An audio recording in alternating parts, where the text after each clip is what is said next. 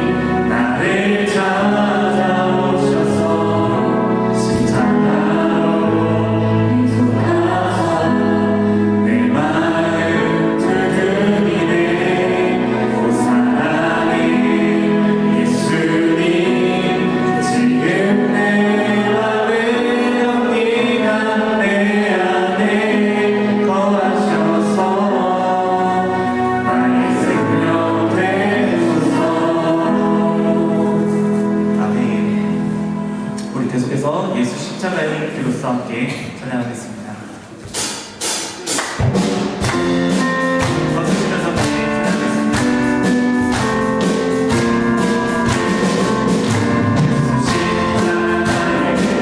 길로서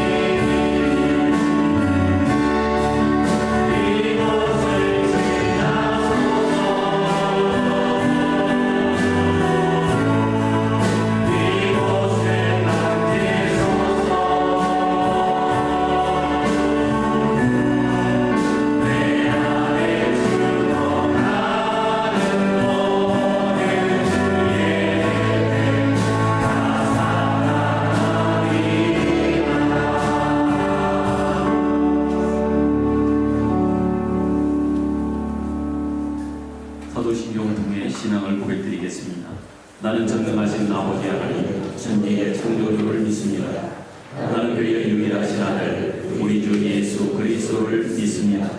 그는 성령으로 잉태되어 동정녀 마리아에게서 나시고 본디오 빌라도에게 고난을 받아 십자가에 못 박혀 죽으시고 장사된 지 사흘 만에 죽은 자 가운데서 다시 살아나셨으며 하늘에 오르시어 전능하신 아버지 하나님 우편에 앉아 계시다가 거기로부터 살아있는 자와 죽은 자를 심판하러 오십니다.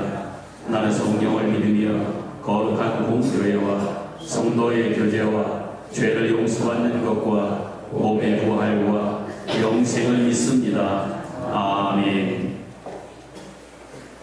교동문 128번 사순절 5번째입니다. 나의 영혼이 잠잠히 하나님만 바라며 나의 구원이 그에게서 나오는도다.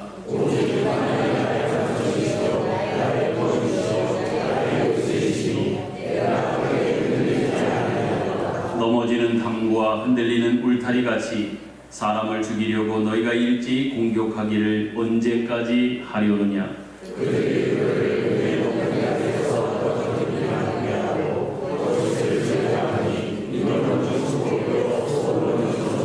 나의 영혼아 잠잠히 하나님만 바라라. 무릇 나의 소망이 그로부터 나오는도다.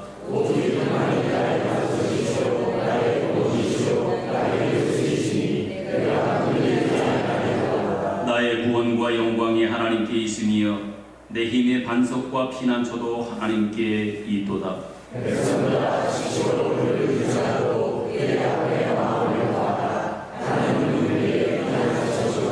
아멘. 아이셔서 찬송가 448장을 부릅니다.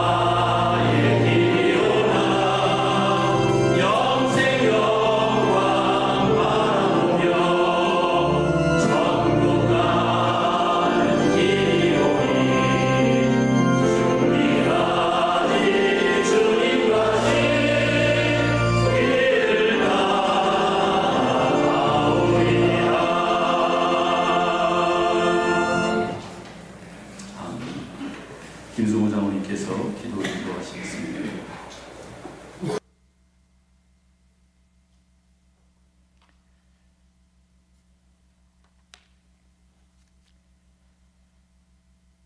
사랑과 은혜가 풍성하신 하나님 아버지, 이제 겨울이 지나고 땅에 새 생명의 온기를 봄의 여모로 느끼며 하나님의 창조하심을 찬양합니다.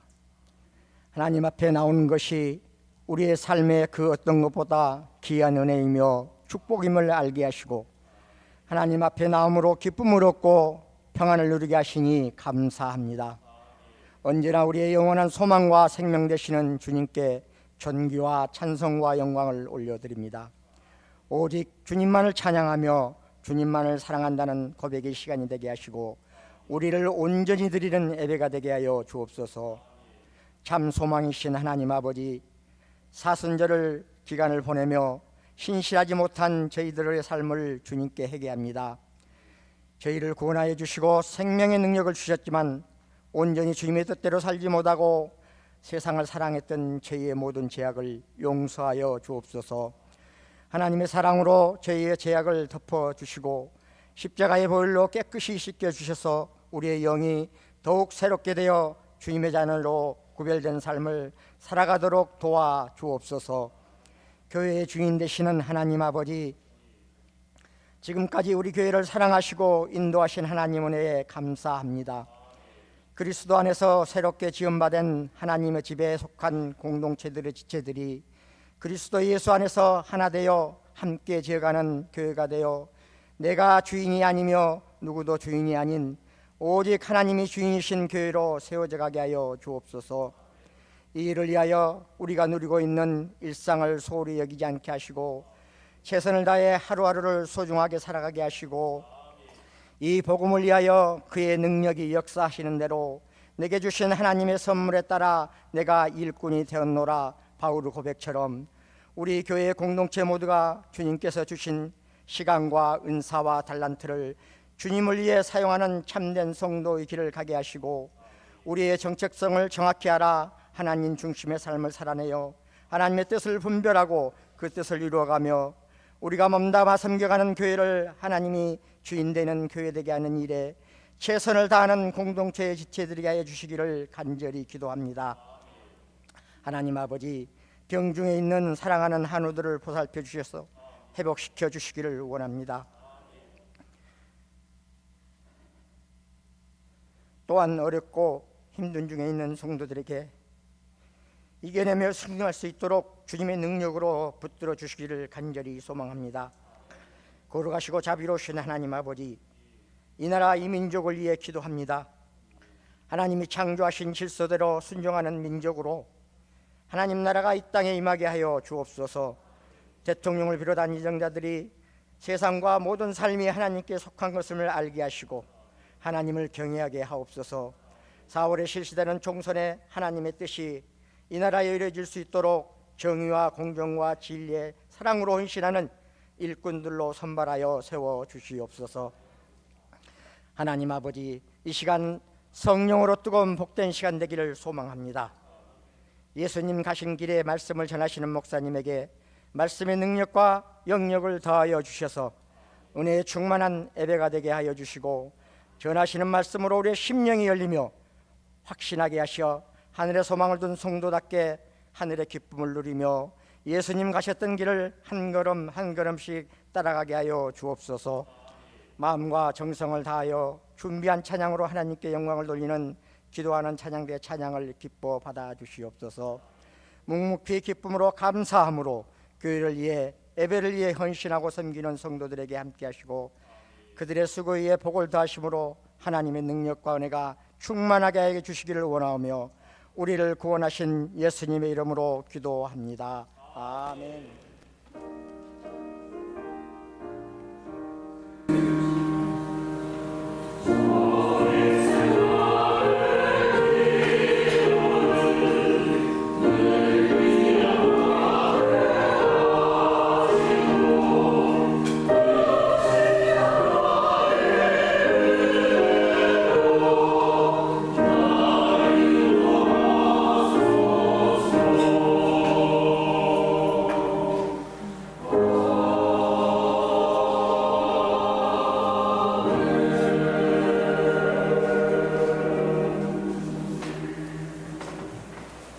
교회 소식을 전하여 드리겠습니다. 오늘 아침 이 예배에도 저희 교회를 찾아와 방문하고 또 다니러 오셨다가 예배 드리신 분들이 여러 분 계신 것 같은데 진심으로 환영하고 축복합니다. 함께하는 짧은 잠깐의 시간일지 모르겠지만 하나님께서 은혜 베푸시는 시간, 여러분의 삶에 더욱더 하나님의 은혜가 풍성한 그런 삶 신앙 되기를 축복합니다. 어느 분이든 새 가족이든 방문하신 분들을 위하여 우리 교회는 열려있는 마음을 가지고 늘 배려하고 또 그분들을 사랑하고 축복하는 그러한 교회입니다. 성도들이 앞장서서 그 마음으로 늘 열려져 있으며 섬기고 사랑하는 마음으로 다가갈 수 있기를 바랍니다. 사순절 기간을 계속 보내고 있습니다. 더욱 예수님을 더욱더 깊이 묵상하는 시간이 되기를 바랍니다. 종려주일이 다음 주일이고요. 그리고 그 다음 주일이 부활주일로 지키겠습니다. 특별히 고난주간인 26일부터 30일까지 짧은 기간이지만 고난주간 특별 새벽 기도회로 함께 모여 기도하는 시간을 갖겠습니다. 원주시의 부활절 연합 새벽 예배가 31일 주일날 오전 5시 행구동에 있는 영광 장로교회에서 있음을 기억하시기 바랍니다. 이미 여러분들께 알려드리고 광고 드렸던 대로 오늘 오후 시간에는 성경 세미나를 진행합니다. 구약 성경 전반에 대한 이해를 위해서 특별히 이 세미나의 강사는 서울신학대학의 설교대학 원장님이시고 또 지금 구약학 우리 한국의 부회장님으로 섬기고 계시는 소영근 교수님께서 오셔서 특별히 우리에게 귀한 말씀을 전하여 주실 겁니다. 여러분들 한 가지 부탁은요. 오늘 세미나의 시작은 1시 45분에 시작하겠습니다. 시간을 좀 더 드리고 편안하게 우리가 강의를 들을 수 있도록 아마 1시간 반에서 2시간 정도 제가 이야기를 말씀을 드렸습니다. 그러니까 여러분 충분히 그렇게 생각을 하시고 뭐 그 시간도 짧은 시간이지만 너무 또 길게 할 수 없어서 2시간 이내로 아마 끝내긴 할 겁니다. 1시 45분까지 식사하시고 쉬다가 꼭 교회 본당으로 오실 수 있도록 찬양은 오후 예배 찬양은 1시 40분부터 5분 정도 찬양하고 45분부터 바로 세미나를 진행하도록 그렇게 하겠습니다. 안드레 전도팀의 전도방 전도가 지난 주일부터 시작되었습니다. 금주 중에도 계속됨을 기억하시길 바라고 다음 주일 오후 예배의 특성은 1구역, 2구역이 되겠습니다. 마지막 주에는 2개월마다 한 번 더 진행되는 구역 특별 활동이 진행됨을 기억하시고 구역장님과 강사님들은 이번 시간들을 통하여 어떤 활동을 진행할지 같이 고민하고 좋은 교제와 만남 또 예배가 있었으면 좋겠습니다. 강원지방의 여전도 연합회 실행회가 이번 주 토요일 날 오전 11시 저희 교회에서 있습니다. 기억해 주시길 바라고요. 환우들을 위해서 이번 한 주간도 계속 기도해 주실 것을 부탁합니다. 장학위원회의 광고입니다. 2024년 전반기 장학생 선발 및 신청을 받아 진행한다고 합니다. 해당되시는 분께서는 잘 준비하셨다가 신청하셔서 낙오되는 것이 없도록 해주시길 바라고 관련된 자세한 내용들은 1층 게시판에 있습니다. 게시판을 잘 참조하셔서 여러분 협조를 부탁을 드리겠습니다. 그리고 특별히 우리 당회원들은요. 강사님께서 아마 세미나를 끝나시고 열차를 타고 오시는 관계로 오후 시간에는 같이 차담해야 할 시간이 많지 않아서 점심시간을 이용해서 우리 당회원들은 목양실에서 차담회를 진행하겠습니다. 1시 한 20분부터 잠깐의 시간 차담회 하는 시간을 갖도록 하겠습니다. 당회원들은 기억해 주시길 바라고 한 가지 마지막 여러분께 부탁을 드립니다. 예배는 준비된 가운데 준비된 마음으로 하나님 앞에 드리는 겁니다. 저희가 11시에 예배를 시작하긴 하지만 10시 45분부터 준비하고 준비된 마음을 하나님 앞에 드리기 위하여 찬양하면서 예배가 시작됩니다. 오후 예배도 마찬가지입니다.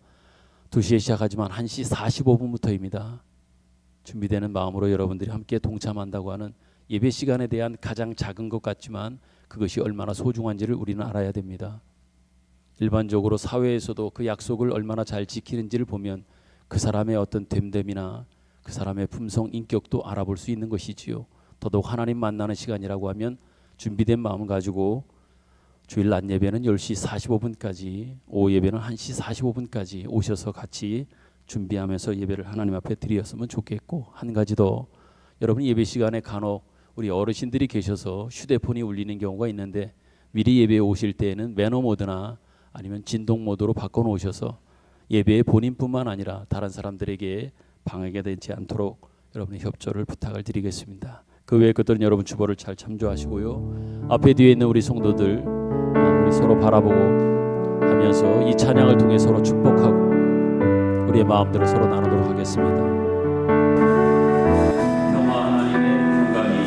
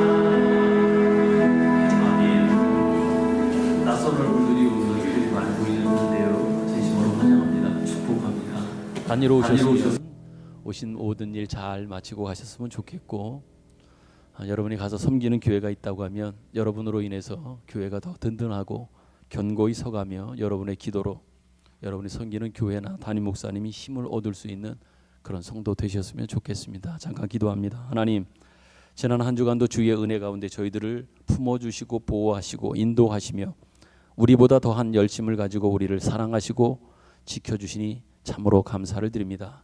인도하셔서 이끌어 주셔서 주님 앞에 나와 예배드리는 기쁨과 이 복을 누리게 하시니 참 감사합니다. 주님 만나는 것이 복입니다. 예배하는 것이 복입니다. 성도들과 함께 만나 교제하며 함께 사랑을 나누는 이 모든 것들이 복인 것을 주님 앞에 고백합니다. 기쁨으로 이 기쁨과 즐거움을 나누며 복됨을 나눌 수 있도록 인도하여 주신 것 또한 감사합니다.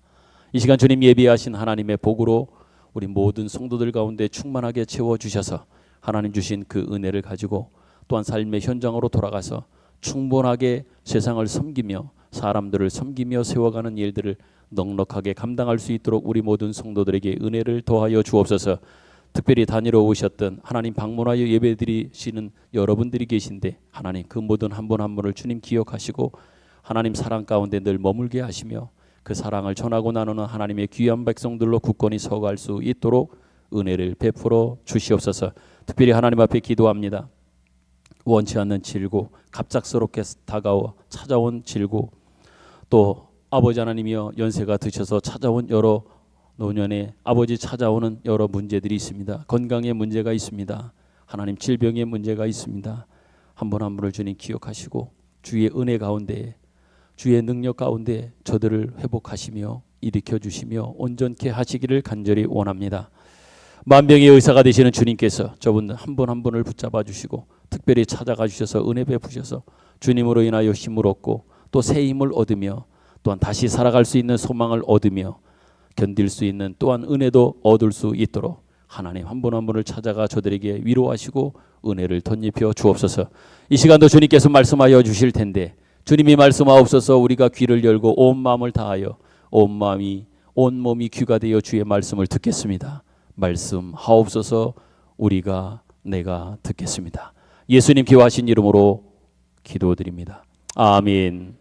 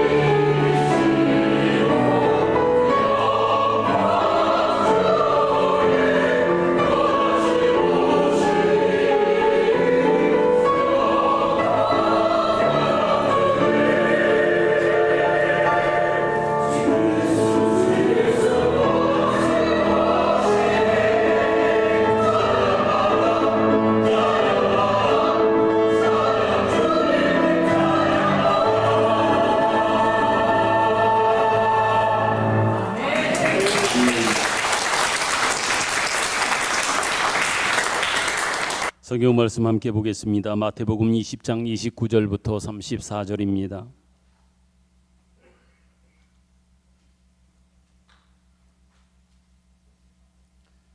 마태복음 20장 29절부터 34절, 제가 한 절 여러분이 한 절 교독하면서 봉독을 합니다. 29절, 그들이 여리고에 떠나 갈 때에 큰 무리가 예수를 따르더라.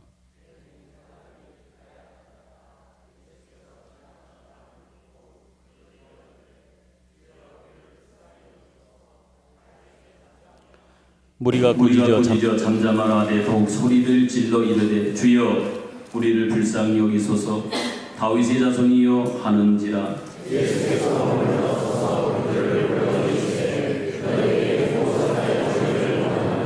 이르되 주여 우리의 눈뜨기를 원하나이다.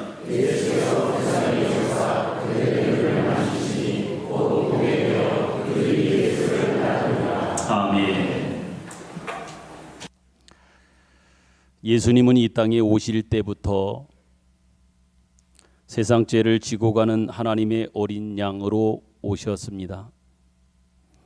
예수님께서 이 땅에 오셔서 가르쳐 보기도 하고 이러저러한 다른 방법을 하시다가 결국 안 되기에 죽음을 택하신 것이 아니라 처음부터 원래부터 예수님께서는 이 땅에 오실 때부터 죽으러 오셨다고 하는 겁니다. 그럴 수밖에 없었던 것은 그러한 이유는 그 방법 외에는 우리를 죄에서 구원하실 다른 방법이 없었기 때문입니다.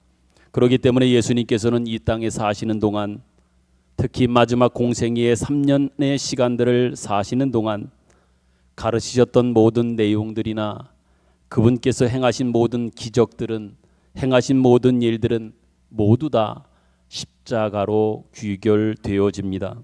그렇기 때문에 십자가는 우리를 죄에서 구원하시는 하나님의 능력인 것뿐만 아니라 또한 우리를 사랑하사 하나님과 화목하게 하는 하나님의 사랑의 증표이기도 하고 하나님께서 이 땅 가운데 우리들 가운데 베푸시는 은혜인 것입니다. 그래서 이 땅에 사시는 동안 예수님께서는 여러 가지 고단한 일을 만나신 것이 사실입니다마는 예루살렘으로 십자가를 지러 들어가시는 일이야말로 메시아로 이 땅에 오신 사역의 완성이요 뜻하시고 걸어오신 모든 일의 절정을 향하여 가시는 그러한 길이요 그 일인 것입니다. 그런데 여러분, 지금 말씀드린 이러한 중대한 일, 중차대한 이 모든 일, 다른 것에 신경을 빼앗길 수 없는 아주 중요한 일을 앞두고 예루살렘을 향하여 들어가고 또한 계십니다. 그런데 그 중요한 일을 눈앞에 두고 행진하는 그 길에 소경 둘을 만나게 되셨던 겁니다. 그게 바로 오늘 여러분들과 제가 읽은 본문의 말씀입니다. 그때 이 소경들이 예수님을 찾자, 예수님을 구하자, 예수님께 소리를 지르자 무리들은 그들에게 잠잠하라고 물리칩니다. 감히 어디 예수님을 향하여 너희들이 소리를 치고 예수님에게 다가가려고 하는 그 소경의 무리들을 제어하고 또한 그들을 막고 있습니다. 물리칩니다. 그렇지만 예수님께서는 가던 그 길을 멈추시고 저들을 친히 만나 주십니다. 그리고 저들의 소원이 무엇이냐라고 묻고 그 소원대로 눈을 뜨게 해 주고 계십니다. 성도 여러분, 이 사건은 앞에서부터 계속 확인한 바와 같이 예수님께서 메시아직의 본질이 무엇인가를 우리에게 분명하게 드러내고 있고 가르쳐주는 사건이라 할 수 있겠습니다. 정말 중요한 일을 앞두고 예루살렘을 향하여 걸어가고 계시면서 많은 사람들이, 많은 무리들이 예수님을 찾아온 그 소경의 무리들을 반대하고 억어하며 또한 제어하고 있지만 예수님은 친히 그들에게 가시며 그들의 소리를 귀 기울여 들으시고 그들이 소원한 바가 무엇인지를 물으며 그 소원을 들어주시는 이 일은 단순하게 예수님의 많은 기적적인 일을 행하셨던 일 가운데 하나라기보다는 예수님이 이 땅에 왜 오셨는지, 무엇을 위해서 오셨는지에 대한 예수님의 메시아직에 대한 본질이 무엇인지를 가르쳐주는 그 귀한 뜻이, 의미가 담겨져 있는 사건이라 이렇게 볼 수 있을 겁니다. 마태복음 20장에서 우리는 예수님의 12 제자 중에 야고보와 요한이 또한 그 어머니와 함께 하나님의 나라에서 보좌 좌우편에 앉게 해 주실 것을 요구하는 그 장면을 이미 보았습니다. 여기에 예수님의 답변이 무엇인지도 우리는 이미 들었고 알아보았습니다. 한번 잠깐 다시 살펴보기를 원합니다. 마태복음 20장 25절부터 28절까지의 말씀인데요. 한번 교독을 하겠습니다. 25절, 예수께서 제자들을 불러다가 이르시되 이방인의 집권자들이 그들을 임의로 주관하고 그 고관들이 그들에게 권세를 부리는 줄 너희가 알거니와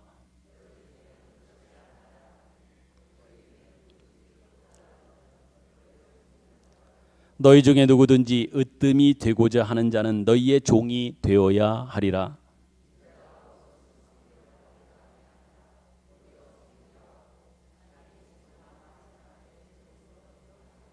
아멘. 우리가 읽은 지금 이 말씀에서 확인하는 것처럼 예루살렘으로 행진하고 메시아의 사역을 완수하시려는 이 일에 예수님께서는 소경들을 고치시는 일을 통하여 주님께서 이 땅에 오신 메시아의 직분의 본질이 무엇인지를 우리에게 가르쳐주고 있습니다. 무엇일까요? 특별히 우리가 좀 전에 읽었던 20장 28절에 이렇게 말씀하고 있습니다. 인자가 온 것은 예수님께서 이 땅에 오신 이유는 왜 오셨는가? 섬김을 받으려 함 아니다. 당신은 왕이십니다. 그리스도이십니다. 메시아이십니다. 그럼에도 불구하고 섬김 받으러 오지 않았다고 합니다. 오히려 섬기려 한다고 합니다. 더 나아가서 섬기려고 하는 것뿐만 아니라 섬김의 최고의 절정 클라이맥스는 바로 자기 목숨을 많은 사람들의 대속물로 주는 것이다. 이렇게 분명히 말씀하고 있습니다. 여기서 우리가 확인하는 것처럼 메시아 직분의 진정한 본질은 뭔지 압니까? 섬기는 것이요 희생하는 일이라고 하는 것을 우리에게 보여주고 가르쳐주고 있는 겁니다. 그렇기 때문에 이 사건은 또 예수님의 이 고백과 예수님께서 이 소경을 고쳐주시는 이 모든 일들을 통하여 우리 모든 교회와 성도들이 가슴에 꼭 기억해 두어야 할 이 원리를 우리에게 제시하고 있음에 우리의 마음속에 잘 담아 두셨으면 좋겠습니다. 여러분, 우리는 예수를 믿는다고 하는 것이 너무 단편적으로 생각하는 중에는 이런 생각도 합니다. 예수 믿는다고 하는 것이 세상적 힘을 빌리거나 세상적 능력을 바라는 또 그것을 의지하여 도움을 받아 살아가는 것이 아니라 말은 하나님을 힘입어 하나님 주신 힘으로 승리하고 권세를 부리고 하는 일이라고 하는 이 기대나 이 생각을 가지고 있습니다. 그러나 지금 말씀드린 이런 식의 발상은 세상의 영웅주의적 발상을 용어만 기독교 용어로 바꿔놓고 그 원리는 세상적인 것을 그대로 차용한 것이라 이렇게 말씀드리겠습니다. 세상의 영웅들을 보십시오. 그 영웅들은 본인이 남과 다르다는데 영웅된 기준을 가지고 있습니다. 예를 들면 남들은 자기 생각만 하고 있을 때에 자신은 나라를 생각했고 사회를 생각했고 또한 다른 사람을 생각했다라고 하는 이러한 이야기이지요. 다시 말하면 그 사람의 능력에 초점을 두고 그를 영웅시하는 것이 세상의 영웅관이라고 말씀을 드리는 겁니다.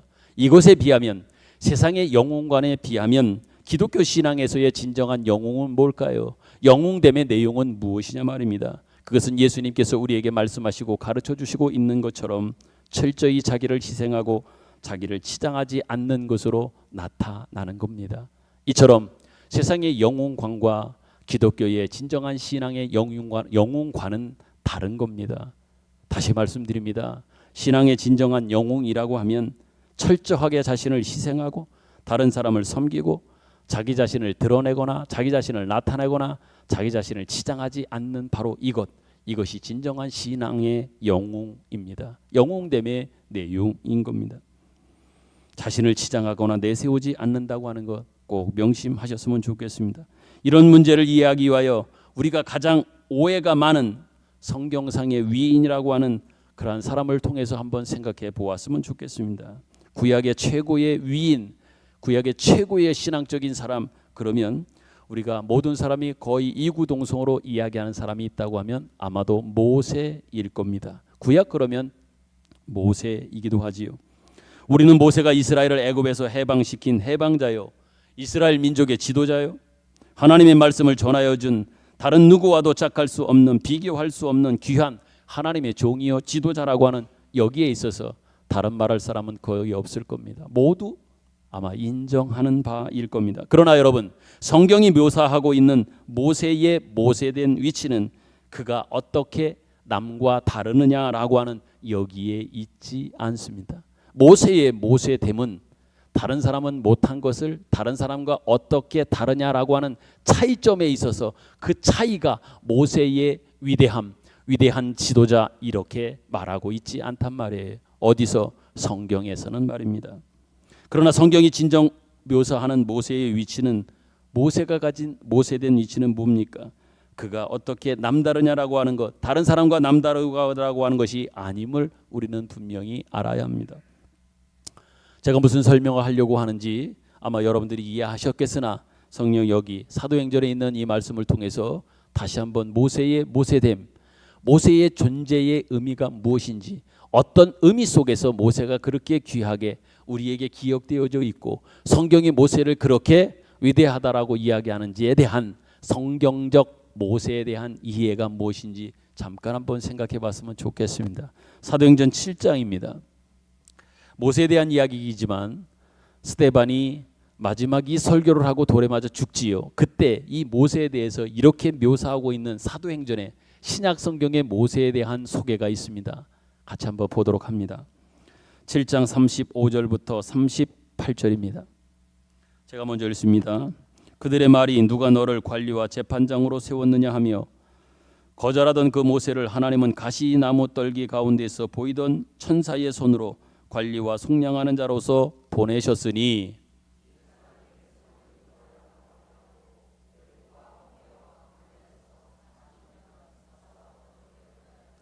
이스라엘 자손에 대하여 하나님이 너희 형제 가운데서 나와 같은 선지자를 세우리라 하던 자가 곧 이 모세라.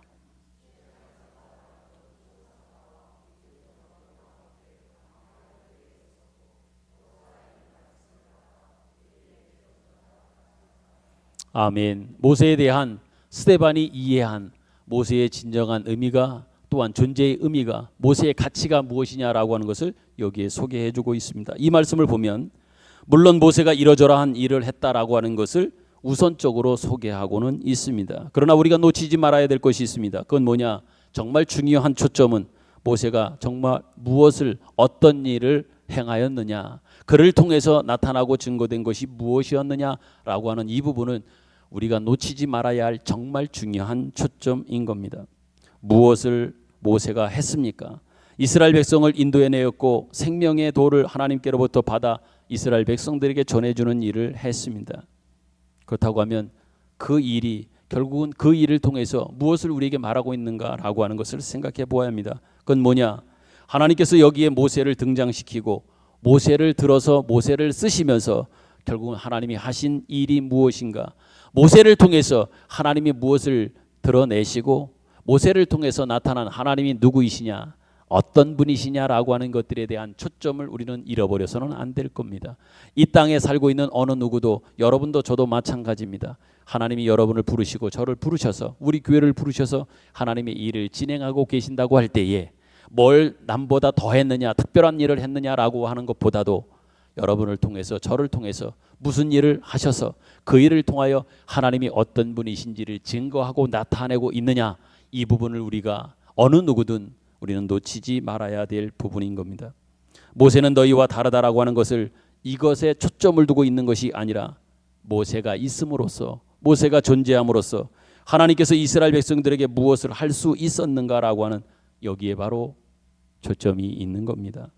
모세를 봐라 라고 하는 것이 아니라 하나님께서 모세를 통해서 이스라엘에게 무엇을 하셨는가, 무엇을 주셨는가, 모세를 통해서 하나님은 말씀하시려고 하는 것이 무엇이었는가 라고 하는 이것을 보라고 모세가 등장하는 것이요, 모세의 여러 일들이 결국 그를 통해 드러나고 나타나는 의미는 바로 여기에 있는 겁니다. 단지 그 사람 하나 영웅화시켜서 그 사람은 우리와 남다른 것을 했다, 특별하다, 우리가 하지 않는, 하지 못하는 일을 했다가 아니라 그로 인하여, 그 때문에, 그 사람 때문에, 그 사람으로 인하여 하나님이 어떤 일을 했고 어떻게 하나님이 증거되었는가라고 하는 얘기입니다. 여기에 대해서 아주 단적으로 우리의 충분한 이해를 위해서 대표적 모세와 관련된 사건이 있습니다.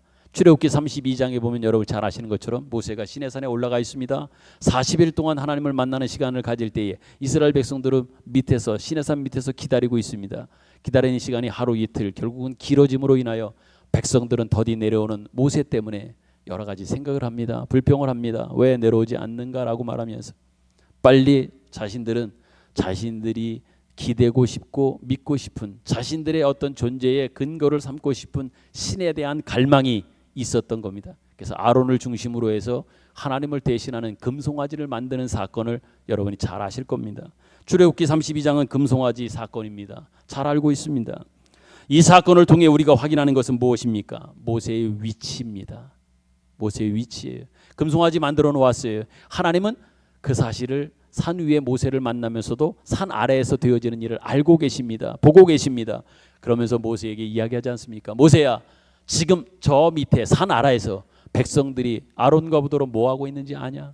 그들은 지금 하나님 당신을 대신해서 대신할 수 있는 무엇인가 형상을 만들어 자신들의 신으로 자신들의 믿고 의지할 것으로 지금 만드는 일을 했다고 하시면서 하나님이 노하십니다. 화내십니다.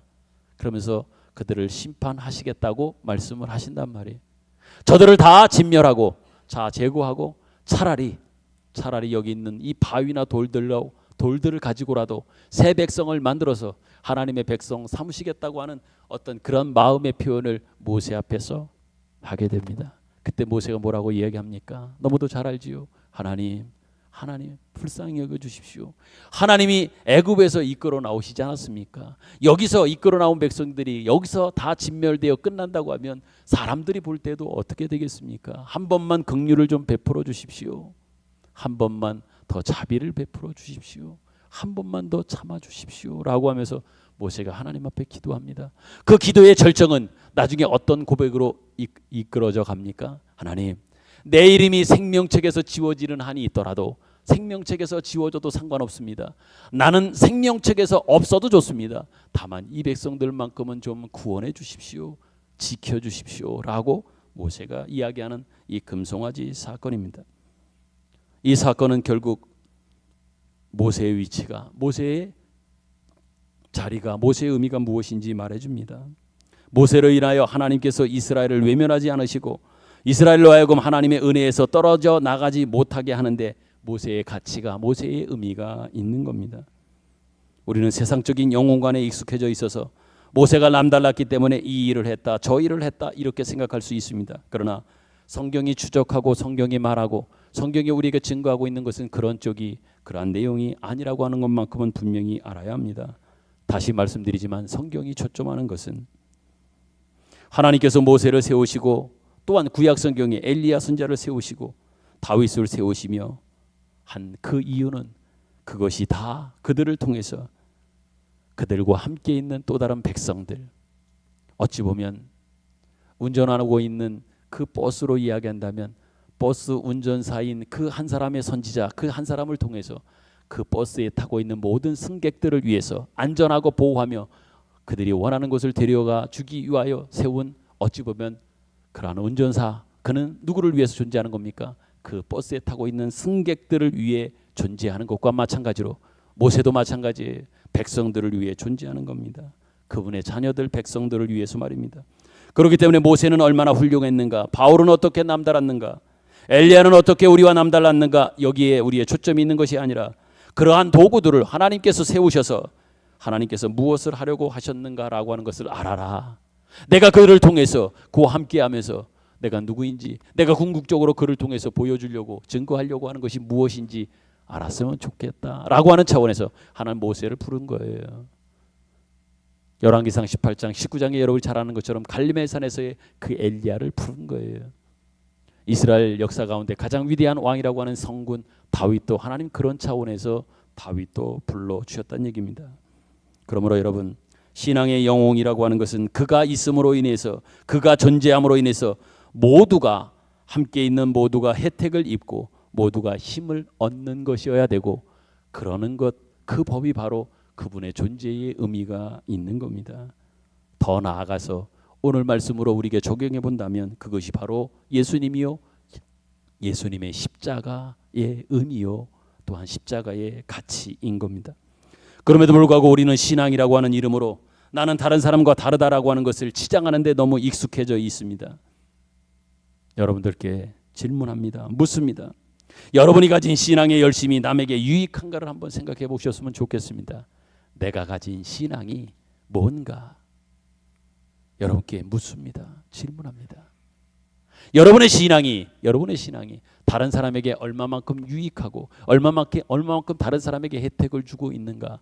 여러분의 존재로 인하여 다른 사람이 얼마만큼 혜택을 보고 힘을 얻고 있는가? 여러분을 보면서 희망을 갖게 하고 있는가? 여러분이 존재하고 살아가고 있는 그곳에서, 가족 안에서, 믿는 여러 많은 주변의 사람들에게서, 아니 우리 교회 공동체 안에서도 여러분의 존재의 의미가 무엇인가 한번 깊이 생각해 보란 얘기입니다. 나의 존재가 남에게 유익한가 한번 생각해 보십시오. 그리고 질문해 보십시오. 함께 길을 가다가 같이 가는 동료가 지쳐가고 힘들어하면 우리는 대부분 이렇게 이야기합니다. 뭘 그것 가지고 그렇게 지쳐서 그러냐고. 나는 당신보다 나이도 더 먹었는데 더 약해 보이는 것 같지만 하면서 그것도 못한단 말이야 라고 하면서 나무라고 핀잔 주고 정죄하는 이런 모습들이 참 많습니다. 여러분, 이렇게 하면 결코 안 됩니다. 오히려 옆 사람이 감당하지 못하는 일이 있으면, 감당하지 못하는 것 같으면 그 사람의 입장에 서주고 도와주고 함께 가는, 손잡아주는 이것들이 우리에게 필요한 겁니다.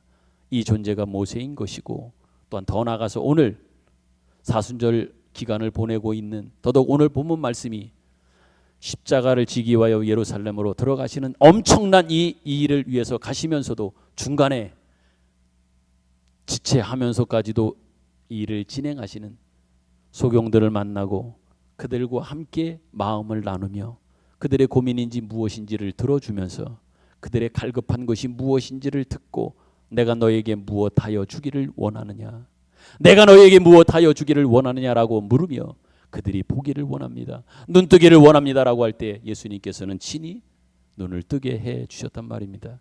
그들의 존재의 의미, 그 갈급함이 무엇인지, 그들의 소원이 무엇인지를 알아. 그의 부족함을 나무라거나 정죄하는 것들이 아니라 그 부족함을 채워주는, 만져주는, 같이 해주는, 공감해주는, 배려해주는 바로 이 모습이 십자가 안에 담겨져 있는 진정한 의미라고 하는 겁니다. 그렇다고 하면 여러분 한번 생각해 보셨으면 좋겠습니다. 왜 우리는 이 모양입니까? 왜 이 모양, 이 모습일까요?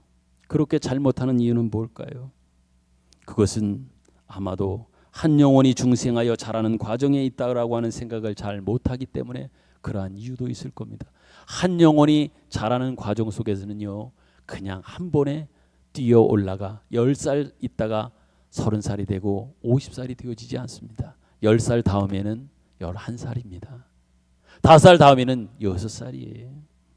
한 사람의 신앙 여정은 유치원을 다니다가 초등학교를 가고, 초등학교를 졸업하면 중학교를 가고, 그리고 졸업하면 고등학교를 가고, 고등학교를 넘어서면 이제 대학으로 가고, 그 이후에는 직장 생활로 나아가는 어떤 이 과정이 우리에게 있단 말입니다. 신앙에도 이러한 과정이 있는 거예요. 어쩌면 신학적 용어로 성화의 과정인데요. 하루아침에 우리가 모세처럼, 모세가 가진 신앙의 성품을 우리가 갖는다고 하는 것은 쉬운 일은 아닐 겁니다. 차츰차츰 자라가고 우리의 신앙 성품이, 신앙 인격이 자라고 커져가는 것이지, 하루아침에 뭐 하나 했다고 어떤 일을 통해서 그렇게 뛰어나지 않는 거예요. 제가 간혹 여러분들께 그러한 예를 들지요. 아무리 우리가 건강하고 싶고 건강을 찾기 위해서 산삼 한 뿌리, 한 500년 된 산삼 한 뿌리 먹으면 갑자기 우리의 건강이 그냥 예전과는 다르게 그렇게 되어지지는 않습니다. 도움은 되겠지요. 그거 하나 가지고 우리의 건강을 완전히 되찾으며 더 이상 필요 없을 만큼의 것으로 채워지는 것이 아니잖아요. 신앙 인생, 신앙 여정도 마찬가지입니다. 한 걸음 한 걸음, 스텝 바이 스텝인 거예요. 오늘 채워지고 내일 채워지고, 오늘 잘하고 내일 잘하고, 그 잘하는 과정 속에서 커져가는 거예요. 그렇기 때문에 오늘 하루하루를 우리는 정말 소중히 여겨야 됩니다. 왜? 오늘 하루 잘 살아야, 잘 지내야 우리의 내일이 있고, 내일의 근거가 되는 그 파운데이션, 그 베이스가 되는 그것을, 오늘 잘 살아낸 그것을 통하여 내일을 살아가는 근거로 삼고, 또다시 모레로, 글피로 하루하루, 일주일을, 한 달을, 1년을 그렇게 자라. 어찌 보면 신앙 인격과 성품이 모세처럼, 아니 더 나아가 궁극적으로 누구처럼? 예수님처럼, 예수님과 같이 그 신앙 인격으로 자라가고 닮아가는 모습으로 되어진다라고 하는 얘기입니다. 이런 과정이 있는데 우리는 그 과정을 인정하지 않으려고 합니다. 단순하게 우리는 자꾸만 뭐라고만 하느냐, 눈앞에 보여지고 또한 눈앞에 생각되어지는 것이 못하니까, 부족하니까 그것도 못하냐고, 나는 한다고. 넌 그것도 못하냐? 나는 한다 라고 하는 자기 자랑이나 자기 차별로만 가고 있단 말입니다. 그러면 안 됩니다. 그것은 십자가의 정신이 아니기 때문에 그렇습니다. 십자가가 무엇입니까? 지금껏 말씀드렸던 대로 십자가는 상대방의 유익을 위하여 내가 희생하는 것, 더 나아가서 상대방을 위하여, 상대방을 살리기 위하여 내가 죽는 것, 바로 이것이 십자가요, 십자가의 내용이요, 십자가의 가치요, 십자가의 의미인 겁니다. 이미 마태복음 16장에서 우리가 살펴봤던 것처럼 주님은 우리에게 분명히 말씀해 주셨습니다. 주님을 따르려고 하는 자는 어떤 모습, 어떤 마음이어야 되느냐, 어떤 자세여야 되느냐, 같이 한 번 더 읽으면서 확인하고 마음에 새겼으면 좋겠습니다. 마태복음 16장 24절입니다. 읽습니다. 시작. 이에 예수께서 제자들에게 이르시되 누구든지 나를 따라오려거든 자기를 부인하고 자기 십자가를 지고 나를 따를 것이니라. 아멘. 여러분, 우리의 십자가는 무엇인가 한번 보셨으면 좋겠습니다. 내가 있음으로 인해서 어떻게 시대와, 내가 있음으로 인해서 이 사회와, 내가 있음으로 인해서 내 이웃과, 내가 있음으로 인해서 내 가족이 어떻게 이익을 보고 혜택을 보고 있는가, 이 생각을 하실 수 있기를 바랍니다. 그것이 기독교 신앙입니다. 그것이 고귀하고 좋은 신앙의 표본이요 모습입니다. 어떻게 나는 죄 안 짓고, 어떻게 나는 앞장섰고, 어떻게 나는 너보다 낫다라고 하는 자기 과시, 자기 증명, 자기 나타내는 어떤 이런 모습으로 이야기하는 것은 결코 신앙적 영웅이 아닙니다. 우리의 주변을 보셨으면 좋겠습니다. 참다운 십자가가 많지 않습니다. 여러분 주변에도 한번 보십시오. 참다운 십자가가 보입니까? 십자가를 지고 가는 그러한 모습들이, 그런 사람들이 보입니까? 많지 않습니다. 행여 십자가는 목에 건 목걸이에 불과하고 가끔 차에 룸미러에나 붙여 있는 그러한 것으로 십자가가 있지, 진정 십자가를 지고 가는 그 사람을 통해서, 그 사람을 봄으로 인하여 십자가를 확인하게 되고 십자가를 상기하게 되고 십자가를 생각하는 사람은 그렇게 많지 않은 것이 우리의 시대요, 우리의 교회요, 성도들의 모습임은 안타까울 뿐입니다. 말씀을 맺으며 여러분께 도전드립니다. 여러분, 예수님께서 예루살렘에 들어가셔서 뭘 하셨으면 좋겠다고 여러분 생각하십니까? 예수님이 지금 예루살렘을 향하여 들어가고 계시잖아요. 들어가고 계신 예수님이 뭘 그 예루살렘에 가셔서 하셨으면 좋겠다고 생각하는 것이 무엇일까요? 혹시 쿠데타를 일으켰으면 좋겠습니까? 아니면 독재자가 되어 힘을 가지고 군림하고 왕자처럼 당신을 따르는 자를 특별히 대우해 주는 어떤 이런 모습이 되었으면 좋겠습니까? 예수님은 결코 그렇게 하지 않으셨습니다. 십자가를 지고 죽으셨습니다. 그래서 여러분과 제가, 우리 교회가 태어난 것입니다. 그러기에 우리에게 십자가를 우리에게 주시고 계십니다. 그리고 십자가를 따르라고 하십니다. 십자가를 증거하라고 하십니다. 여러분, 우리는 요한복음 12장에 있는 말씀처럼 한 알에 썩는 미랄일 뿐입니다. 미랄이 또한 되어야 합니다. 그런데 미랄을 안 하려고 합니다. 그 한 알로 죽지 않으려고 해요. 죽고 싶지 않아 합니다. 그러기에 우리에게 십자가를 주신 이유도 여기 있는 겁니다. 그런 것들은 진정한 신앙도 교회도 아님을 알아야 합니다. 참으로 그런 모습은 불행한 겁니다. 교회와 교회가 경쟁을 하고 있습니다. 또한 신자와 신자가 경계를 하고 있습니다. 믿지 못합니다. 신뢰가 떨어졌습니다. 얼마나 불행한 일입니까? 교회와 교회가 경쟁을 하고 성도와 성도가 서로 믿지 못해 경계하고 있는, 이상한 눈으로 서로 쳐다보고 있는 그러한 현실이 얼마나 안타깝고 불행한 일이야 말입니다. 제발 여러분에게 허락되어진 구원이 무엇이며, 구원을 위해서 하나님께서 우리에게 십자가를 통해서 뭘 주셨고 십자가 안에 뭘 담아주셨는지를 여러분이 꼭 잘 아셨으면 좋겠습니다. 그래서 신자된 삶 속에 담겨져 있는 기가 막힌 그 기적들, 놀라운 은총들, 복들을 여러분들 남의 이야기로만, 저의 이야기로만 듣지 마십시오. 여러분들이 직접 몸을 통해서, 삶을 통해서 그 십자가 안에 담겨져 있는 신자된 우리 성도들에게 담아주신 놀라운 복된 귀한 것들을 남의 이야기하러만, 남이 하는 것들로만 보지 마시고 여러분들이 느끼십시오. 여러분들이 체험하십시오. 여러분들이 삶을 통해서 고백하실 수 있기를 바랍니다. 여러분이 먼저 그 십자가의 놀라운 사랑, 십자가의 놀라운 은혜, 십자가의 놀라운 은총, 기적, 이 모든 것들을 먼저 누리십시오. 그리고 다른 사람에게 나누어 주십시오. 그래서 예수님을 통하여 이 세상이 구원되어졌던 것처럼 여러분과 저를 통해서, 우리가 가진 십자가를 통하여, 우리가 증거하는 십자가를 통하여 세상이 구원되어지는, 우리의 주변이 밝아지고 우리의 주변이 평화를 찾고 우리의 주변이 안정되어지고 회복되어지는 이 역사를 위하여 쓰임받는 여러분과 저요, 우리 교회가 되실 수 있기를 축복합니다. 아멘. 아멘. 주신 말씀 우리 생각하면서 같이 우리 찬양을 통해 고백하겠습니다. 주님이 홀로 가신 거기를 나도 따라가고 싶습니다. 주님이 물과 피를 흘리신 그 길 나도 가고 싶습니다. 험한 산 괜찮습니다. 바다 괜찮습니다. 죽어가는 저들을 위해서라면 나를 버리겠습니다.